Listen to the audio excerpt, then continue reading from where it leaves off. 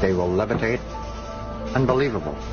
I've seen electricity go right into the objects and a million pieces just fly apart. In fact, using only 75 watts of energy, enough for a small light bulb, Hutchison made a 60-pound cannonball rise off the table. It would also fuse dissimilar materials, heat metal but not burn the wood it sat on, shatter metal as well as change its crystalline structure. This was something to write home about. Beginning of 1980, experimenting with all the electromagnetics and electrostatic equipments I had at the time, I started to notice some very, very unusual effects, such as a room being filled up very quickly with multicolored lights, steel bars sitting on wood and not causing any fires, metal turning to jelly, things levitating and jumping off to the ceiling, or simply go up, hover, and then fall back down.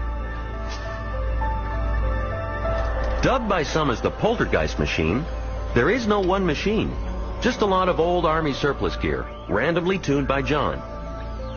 No one knows how it works. John has apparently figured out the right combination of radio waves and electrical energy to create the effect. If it could be proven, its impact would be huge. You'd have to rewrite most of the science textbooks. Revolutionize the planet. If you can build a zero-point energy reactor about the size of your microwave oven, put it in the back of your house somewhere, you run your house. You don't need to, you run all its electricity needs. You don't need to pull anything off the national grid. Well, if you put that into the third world, you're going to revolutionize the third world. That is as much a threat to some people as it is a benefit. And as far as the Hutchison effect goes, I'm rather disturbed that the U.S. government and aerospace corporations has it.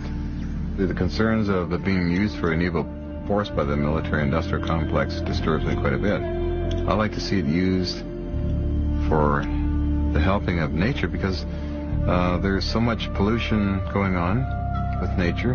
Mankind tends to want to fight each other all the time with wars.